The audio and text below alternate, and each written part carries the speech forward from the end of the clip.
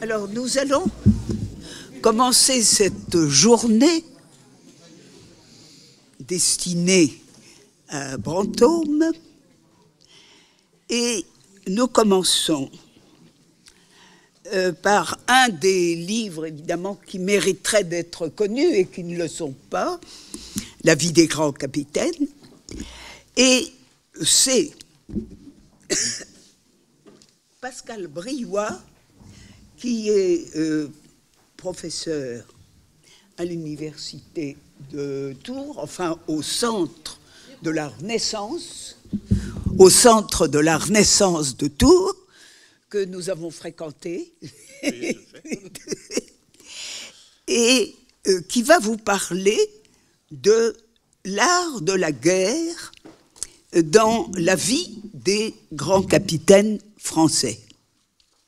Je dois dire que je l'ai entendu à plusieurs reprises parler de la guerre. C'est un des grands spécialistes, au moins de la guerre littéraire. Et plus si affinité. Voilà. Alors, si vous voulez y aller, moi je vous tourne ça. Merci. Donc en fait, ce sera une présentation à deux lames avec Guillaume Pinet, dont c'est la première présentation en colloque, mais qui a fait vraiment un brillant travail de master qui s'intitulait « L'homme de guerre dans la République de Brantôme à travers la vie des grands capitaines ». Donc un travail à deux lames ou à deux voix, comme vous préférerez. Alors avant de faire résonner les fifres et les tambours, il sonne très bien d'ailleurs ce tambour, j'ai vu ce matin, j'ai eu l'occasion de l'entendre ce matin, laissez-moi citer Brantôme pour commencer, avec un petit texte disant ceci. « Fabrizio Colonna fut estimé en son temps si bon capitaine que ce bon galant de Machiavel, mauvais instructeur de guerre, certes, en son livre de l'art militaire, le fait son principal chef de son parlement en cela. » Alors le mépris de Brantôme pour Machiavel, auteur de l'art de la guerre, effectivement, est d'autant plus surprenant que les vies des grands capitaines ne sont guère explicites sur les techniques militaires et sur l'art de la guerre en particulier. L'art de la guerre de Machiavel, au contraire, semble beaucoup plus précis en termes de technicité que tout ce qu'écrivit jamais Brantôme sur le sujet. Alors comment peut-il se permettre de dire que Machiavel est un auteur improbable sur la guerre, alors que lui-même est incapable d'en parler précisément? La question c'est, est-ce qu'il est vraiment incapable d'en parler précisément? D'où vient l'idée de l'incompétence de Machiavel dans le domaine militaire? Peut-être de Du Bellay, on a parlé hier de Du Bellay, monsieur, là en l'occurrence il s'agit de monsieur de Langeais, frère du cardinal Du Bellay, oncle du poète, qui écrivit que l'ouvrage du Florentin était mauvais, alors qu'il le pilla sans vergogne lui-même dans son instruction du fait de la guerre de 1548. Brantôme, d'ailleurs, se réfère au texte de M. de Langeais. Je passe. Peut-être l'autre raison du préjugé de Brantôme vis-à-vis de Machiavel, c'est un lieu commun qui est rapporté par le nouvelliste Matteo Bandello, très connu, auteur d'intrigues croustillantes qui inspira Shakespeare, on le sait. Et Matteo Bandello raconte à propos d'un dialogue entre le comte de Thiers et Jean des Bandes Noires et Machiavel. Bandello raconte que le Machiavel a été totalement minable quand on lui a donné 10 000 hommes à mettre à schiera, comme on dit en italien, c'est-à-dire à ranger en rang et à faire défiler. Et bon, l'anecdote, je ne lis pas le texte de Bandello, mais l'anecdote est assez croustillante. Machiavel qui écrit un texte, à mon sens, très précis sur les façons de ranger des carrés de piquet et de se mettre en état de guerre, Machiavel, dit Bandello, aurait été tout à fait incapable de ranger une troupe d'autant de personnages. Vous vous rappelez qu'on parlait hier, à propos du siège de Rome, d'armée de 40 000 hommes. Donc ça devient des problèmes mathématiques d'une extrême complexité que de ranger ces hommes, Piquier, Arquebusé, etc. On y reviendra. Alors, en fait, je pense que c'est un lieu commun. Quand Bandello montre que Jean des bandes noires, à un moment, dit à Machiavel, bon, ben, laissez faire, je vais m'en occuper.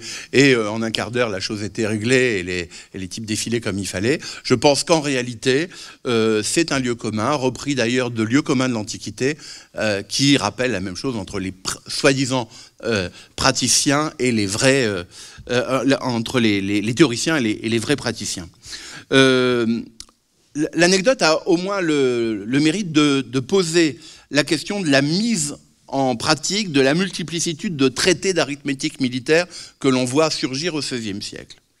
Alors, au moment où Bandello écrivait ses nouvelles, le débat était loin d'être clos, et il s'étendit même sur plus d'un siècle. Blaise de Montluc se moquait, par exemple, en 1558, des façons de procéder d'Henri de Guise au siège de Calais, disant de lui qu'il aurait pu faire un bon clerc au Parlement de Paris, ce qui est vraiment méchant. Et il n'est en réalité pas surprenant de trouver, sous la plume de Brantôme, une dévaluation du florentin, d'autant que le Périgourdin, comme on l'a vu hier, à la fois dans les propos de Madeleine Lazare et d'Anne-Marie Cocula, le Florentin déteste les Robins, déteste les bourgeois montés en grade. Alors, la vie des grands capitaines, par ailleurs, semble éviter la posture du technicien. L'objectif de Brantôme est en fait surtout, et Guillaume va vous l'expliquer dans un instant, est d'abord de décliner l'identité du capitaine idéal sur le plan moral et politique, et non de faire le portrait de son vécu militaire, dont on a vu qu'il était relativement militaire, mais réel. Toutefois, l'on verra que l'expérience tactique de Pierre de Bourdeille est sous-jacente dans son œuvre. Ce sera le propos que je développerai dans ma deuxième partie. Donc je donne tout de suite la parole à Guillaume. Alors, je vais présenter Guillaume Pernet, qui a fait son mémoire sur l'homme de guerre, je lis, dans la République de Brantôme, à travers les vies des grands capitaines. Je ne l'ai pas présenté au début parce que je ne savais pas son nom. Voilà, je lui laisse la parole. Merci. Bonjour à tous. Alors, je vous propose de retracer le portrait idéal du capitaine de guerre dans les vies des grands capitaines de Brantôme.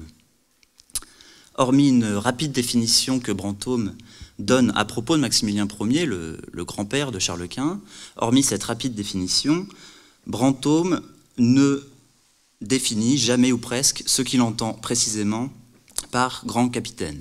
Alors pourquoi? Sans doute parce que la définition va de soi pour lui. Et de cette manière, il nous faut peut-être considérer que c'est l'ensemble des vies des grands capitaines qui forment la définition du capitaine idéal. D'abord, on peut noter que l'idée de vertu irrigue toute l'œuvre de Brantôme. Elle est au cœur de la représentation qu'il se fait des hommes de guerre. Et en tant que lecteur, on ne peut manquer d'être frappé à la fois par la répétition et par le nombre de vertus qui sont attribuées par Brantôme aux différents capitaines.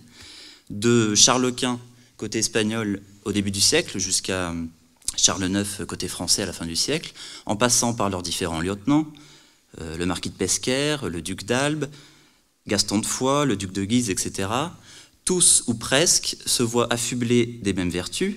Ils sont dits bons, braves, vaillants, valeureux, magnanimes, sages, généreux, opiniâtres, courageux, etc. Donc on voit d'après ces vertus que c'est l'idée d'aptitude hors du commun et éminente qui préside à l'élection du grand capitaine. Et on peut aussi noter que la polyvalence de la vertu dans les vies, dont je viens de dire qu'elle est tour à tour générosité, bonté, magnanimité, vaillance, cette polyvalence est l'équivalent lexical de la polyvalence du grand capitaine, dont la supériorité naturelle lui permettrait, en théorie, d'après Brantôme, de participer aux charges les plus importantes de la société, qu'elles soient civiles ou militaires. Donc, dans Lévy, ces différentes qualités servent en fait à tracer le premier périmètre vertueux au sein duquel se meuvent l'ensemble des grands capitaines dans Lévy. Alors, dans l'idéal, un grand capitaine comme l'était le duc de Guise, le maître de Brantôme, un grand capitaine doit être très universel en tout, comme il l'écrit.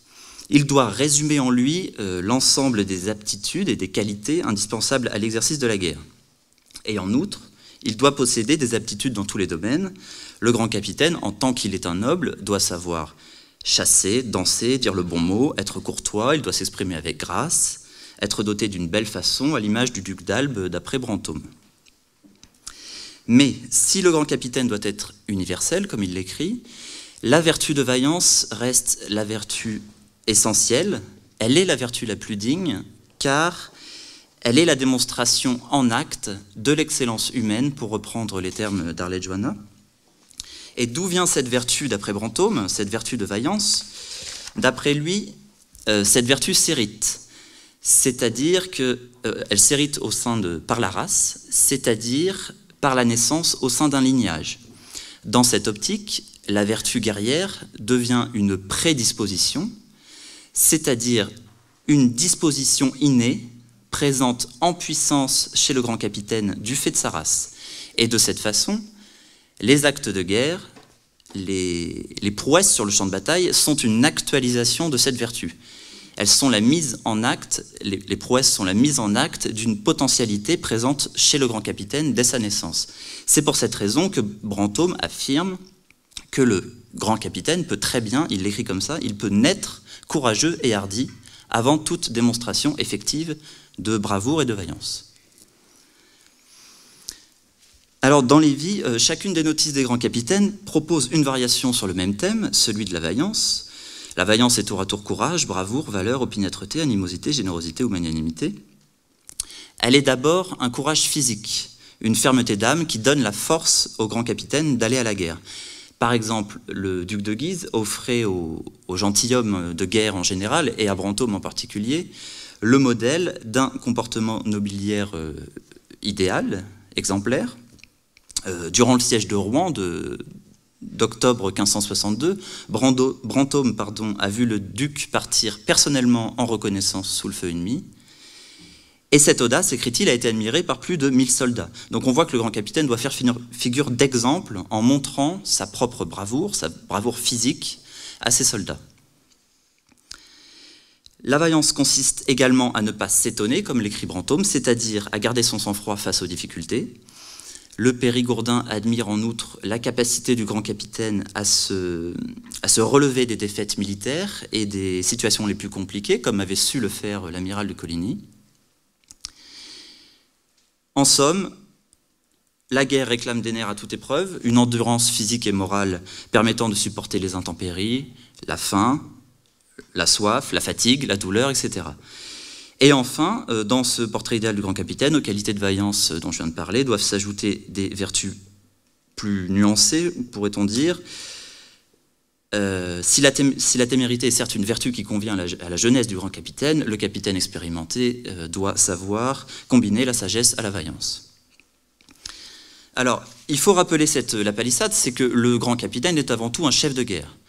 Dans les vies des grands capitaines, il est la condition nécessaire à l'efficacité des soldats en guerre.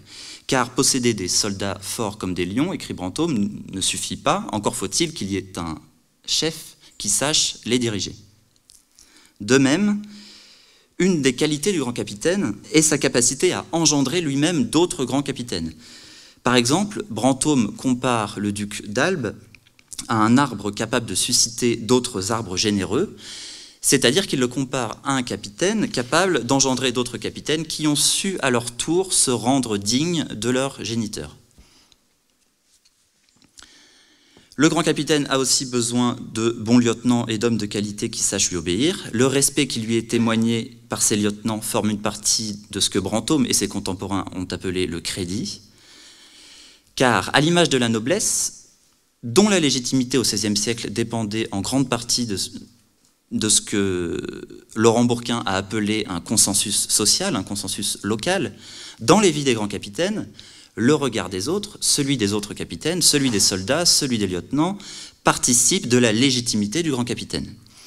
La grandeur du duc d'Albe, par exemple, provenait, selon Brantôme, de sa réputation auprès des soldats espagnols et de sa créance parmi eux, comme il l'écrit. Enfin, il faut noter que les valeurs guerrières de Brantôme forment un prisme esthétique et éthique particulier sur le monde. C'est-à-dire que dans sa conception du monde, dans cette conception du monde, le regard que Brantôme porte sur le geste guerrier, au sens général, ce qu'il appelle le beau trait, le beau coup, ce regard est plus important que les considérations morales et religieuses. Par exemple, il évoque ce qu'il appelle les traits de mort, des traits de mort nécessaires au grand capitaine qui souhaiterait laver une tâche sur son honneur. Ces traits de mort peuvent prendre la forme d'un quasi-suicide sur le champ de bataille. De même, le thème de la vengeance s'inscrit également dans cette esthétisation de la guerre et rejoint l'idée d'admiration pour le bel acte. La vengeance est, écrit-il, une belle résolution, un bon coup dont il aime faire le récit. Cette sublimation de la morale chrétienne dans une éthique et dans une esthétique de l'exploit prend également la forme d'une fascination pour tout acte de guerre en soi. On ne peut pas nier que Brantôme ait eu une attitude loyaliste toute sa vie, mais il ne peut s'empêcher de louer Coligny de s'être dressé contre son propre roi, tant son geste fut grandiose. Il écrit « Monsieur l'amiral, voilà donc pourquoi nous devons tenir Monsieur l'amiral, très admirable, et un très parfait capitaine, d'avoir bandé contre son propre roi son royaume. » C'est aussi pour cela, en raison de ce prisme forgé par ces valeurs guerrières, qu'il voit une communauté de destin entre tous les chefs de guerre, quels qu'ils soient. Il n'établit pas de différence de nature entre le musulman Soliman le Magnifique, qui était, écrit-il, en tout magnanime, courageux, brave et vaillant, et les autres grands capitaines chrétiens. En fait, dans les vies des grands capitaines, se met en place une forme, sinon d'égalitarisme, du moins de solidarité entre le grand capitaine et ses soldats, et même entre chacun des grands capitaines, une sorte de cooptation qui passe par une mise à plat temporaire des hiérarchies sociales, dans l'horizon de la vaillance au combat, dans l'horizon de l'ardent désir de triompher de l'ennemi et du danger de la bataille. D'où, par exemple, l'enchevêtrement des notices dans les vies des grands capitaines, qui ne semblent pas tenir compte des différences sociales, des différences de grandeur et de valeur entre les différents capitaines. D'où l'attachement de Brantôme à rappeler que l'amiral de Coligny, je cite, « ne s'épargnait ni aux dangers ni aux arquebusades, non plus que le moindre soldat de son armée. » Et je laisse la parole à M. Briot. Merci Guillaume. Donc on vient de voir ici une présentation générale de ce qu'est la figure du grand capitaine. Et je voudrais voir comment, au-delà de cette figure archétypale, Brantôme finalement parle aussi du renouveau des tactiques. Et malgré lui, en quelque sorte, est capable de donner des leçons militaires. Alors, les connaissances réelles de Brantôme dans l'art militaire apparaissent dans les 4 domaines les plus importants de la révolution militaire que connaît le XVIe siècle. Le rôle des arquebuses et des mousquets, dont l'appui au carré de piquet d'une part, les techniques de cavalerie, puis les nouvelles techniques de siège et le rôle de l'artillerie d'autre part. Je ne parlerai ici que des premières, de manière à ne pas trop vous ennuyer sur ces considérations techniques, mais aussi de manière à laisser de la place à ce que nous développerons à l'écrit. Alors, tout d'abord, il faut dire que Brantôme admire les Espagnols. D'ailleurs, à ses yeux, les Gascons, excellents soldats, sont une version française des combattants d'outre-Pyrénées. Sa foi dans le modèle espagnol se fonde à la fois sur une expérience historique qu'il fait remonter au premier temps des guerres d'Italie, du temps de son père, comme on l'a vu hier, et à son expérience des guerres les plus récentes. La force des Espagnols, selon lui, est d'avoir compris l'importance vitale de l'infanterie dans les combats modernes, au point d'honorer les capitaines de noble origine, acceptant de combattre à pied. Alors, je ne cite pas ici mon texte, simplement pour dire que directement que le tournant tactique qu'il retient est celui de Pavie. L'image de couverture du PowerPoint, c'était la bataille de Pavie, et une bataille où le marquis de Pescara inventa un usage particulier des arquebuses. Alors cette biographie lui permet de préciser les faits. Je vous ai mis le texte ici, c'est un des textes que je voudrais citer. Le dit marquis gagna cette bataille avec ses arquebusiers espagnols contre tout ordre de guerre et ordonnance de bataille, mais par une vraie confusion et désordre. C'est à savoir que 1500 arquebusiers des plus adroits et plus pratiques, rusés et surtout des mieux ingambes et dispos, furent débandés par le commandement du dit marquis, lesquels, enseignés par de nouveaux préceptes du marquis et pratiqués aussi par leur longue expérience, sans ordre aucun, s'étendaient par escadre dans tout le camp, donnant des tours et faisant des voltes de ça et de là, d'une part et d'autre, avec une grande prestesse. Et ainsi ils trompaient la furie des chevaux, de façon que par cette nouvelle mode de combattre, non jamais oui, et fort émerveillable, cruel pourtant et misérable, ces arquebusiers empêchaient avec un grand avantage la vertu de la cavalerie française. Donc la technicité contre la vertu, voilà une sorte de paradoxe qui s'instaure ici. Brantôme admire pourtant la nouvelle forme de combat qui joue du chaos pour anéantir la puissance de la cavalerie lourde française. Si vous avez une représentation de Pavie, et voilà ici donc Piquier. Vous voyez les piquiers, les tambours et les fifres qui les mènent au combat.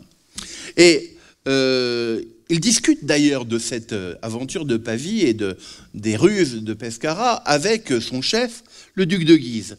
Et il explique qu'il serait sans doute possible d'adapter les ruses du marquis de Pescara aux techniques d'infanterie pour faire combattre avec des arquebusiers des carrés de 5 ou 6 000 piquiers suisses. Alors là, c'est le deuxième texte que je vous épargne, mais globalement, ce que dit Brantôme ici est la chose suivante. La clé du succès contre les carrés de Suisse, quand je parle de carrés de Suisse, il faut imaginer des carrés de piquiers. Je vais vous montrer juste une petite vidéo qui devrait vous amuser, mais de quelques dizaines de secondes, si tant est que j'arrive à faire ce que je veux. Voilà. Voilà un combat reconstitué. Ça fait déjà 25 minutes. Hein. Ça fait 25 minutes, oui, je sais, mais à deux, on ne peut pas faire moins de 30 minutes. Je préviens d'entrée de jeu. Alors, voilà. Donc, vous voyez la façon dont deux carrés de piquier sont capables de s'affronter. Alors, ce que dit Brantôme est la chose suivante. Ce que dit Brantôme, c'est que la clé du succès des carrés de Suisse, contre laquelle la gendarmerie ne peut rien, parce que charger à la lance sur des pics de 4,5 mètres de long, en gros les chevaux refusent, et vous ne pouvez pas pénétrer ça. Donc ça a totalement changé les manières de la guerre. La clé du succès contre de telles formations se trouve dans la qualité des combattants, mais aussi dans le matériel. Les remarques sur les méridionaux qu'il faudrait employer, selon Brantôme, renvoient à des lieux communs du temps sur la physionomie du soldat, développée par Fourquevaux, par exemple, mais aussi avant lui, par le condottiere et toscan Pietromonte. Il y aurait, selon cette théorie, des caractéristiques physiques des nations à prendre en compte. Et Brantôme évoque ensuite l'agencement tactique idoine. Des petites bandes de 300 unités, des escadrons volants, dirigés par des sergents, ou des capitaines de bande rompus à l'exercice, aptes à faire obéir leurs hommes dans des opérations de harcèlement. L'armement compte aussi, et Brantôme valorise ici les arquebuses milanaises chargées de poudre puissante au fin grenage, auquel l'a initié Strozzi, l'ami parfait. Mais une fois les coups tirés, encore faut-il disposer de l'arme du dernier recours, l'épée. Et dans ce petit texte, Brantôme comprend que dans la mêlée, les longues épées à la suisse sont inefficaces, car d'une part elles sont lourdes et encombrantes, et d'autre part elles nuisent à l'agilité des escadrons volants.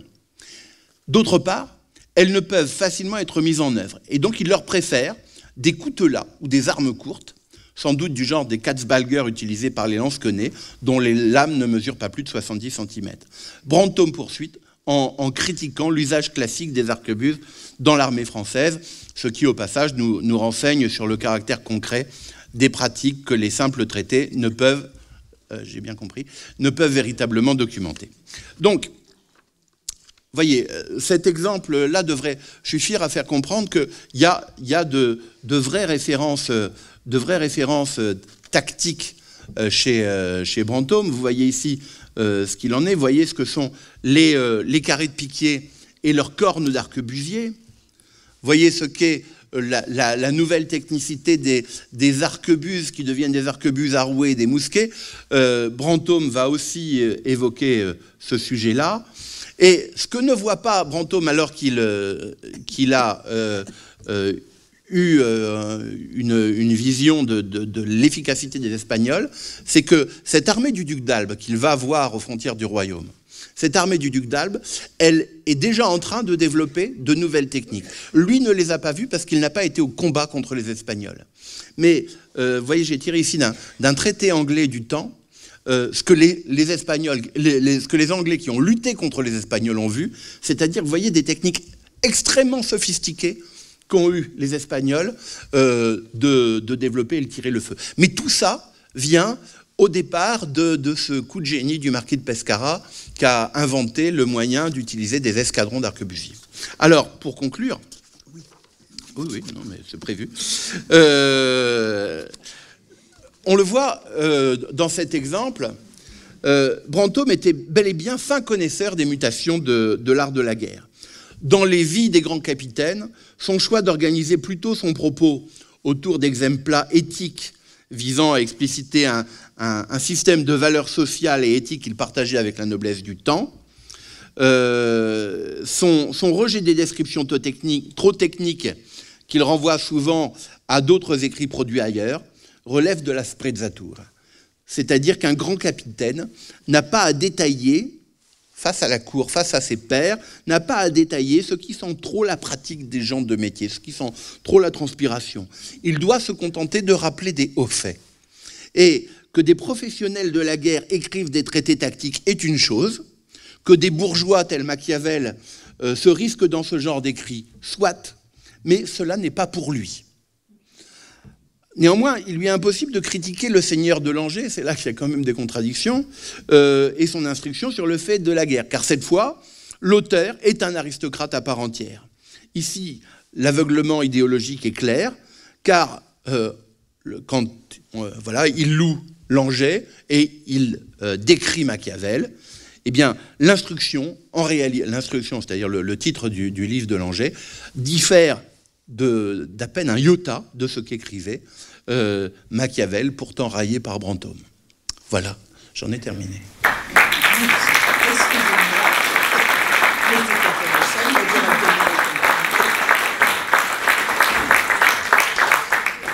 Alors, une question. Nous n'avons pas beaucoup de temps parce qu'il y a des trains à prendre.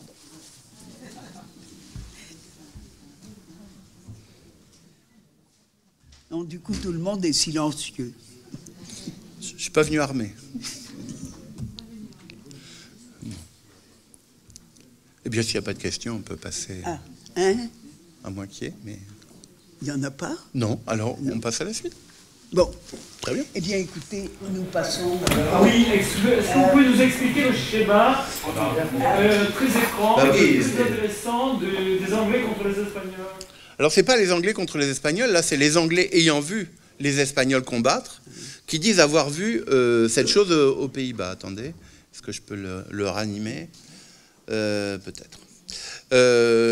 En gros, l'idée, c'est que, vous voyez, la technique des Espagnols, qui vient, au départ, je vous dis, c'est ce qui a été inventé par le marquis de Pescara à la bataille de Pavie. En gros, on prend des unités d'arquebusiers et plutôt que de les mettre sous forme de cornes ou de bandes le long des carrés de piquet, on les disperse à l'intérieur des troupes ennemies. Et là, ils tirent, comme dit Brantôme, comme canards les malheureux gendarmes. Oui. C'est le terme employé, comme on est un petit peu dans le pays du canard. Et alors, à partir des années 1560, et je dis bien des années 1560 parce que souvent on prête ces techniques de feu roulant à une période plus tardive, et notamment à Guillaume de Nassau, etc. En réalité, c'est bien avant.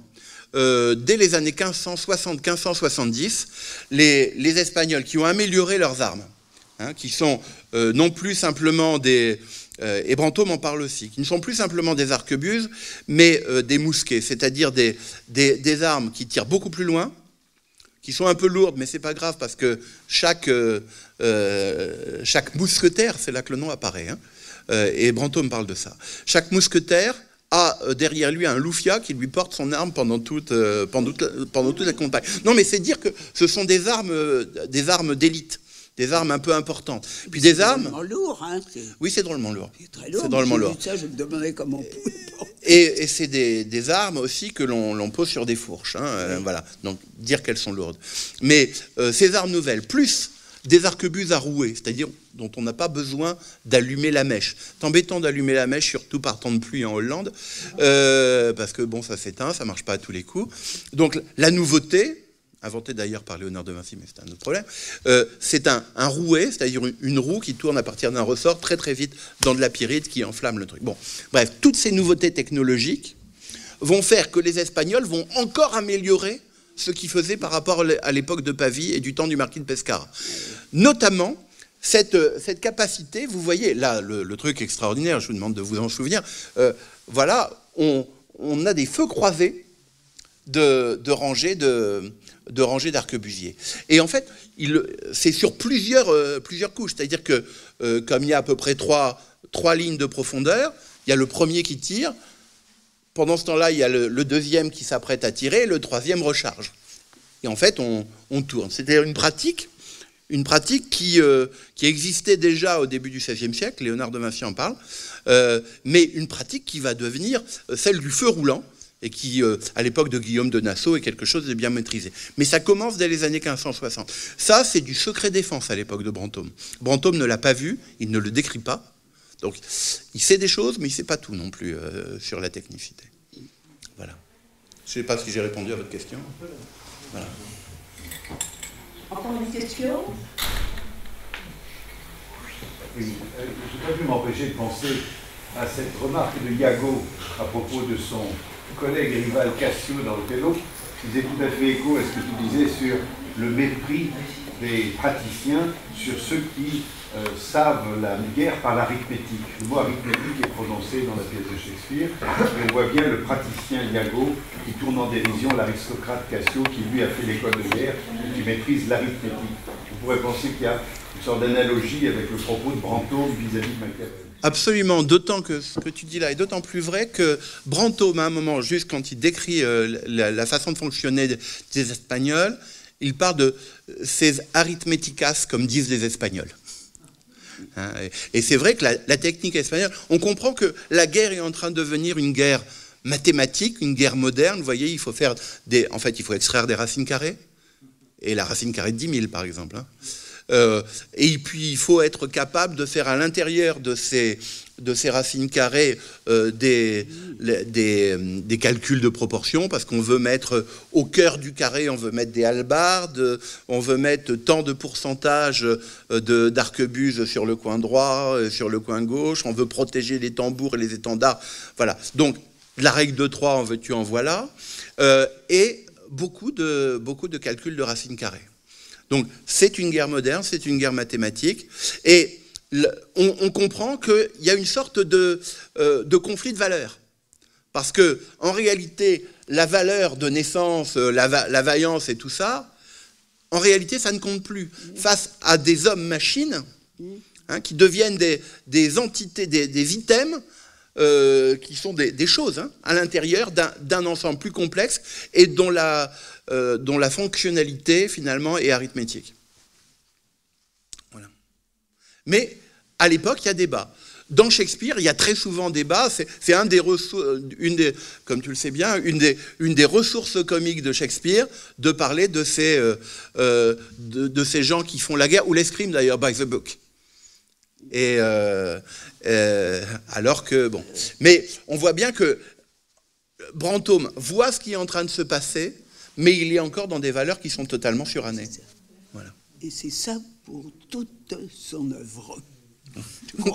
C'est une belle parole de conclusion. Merci.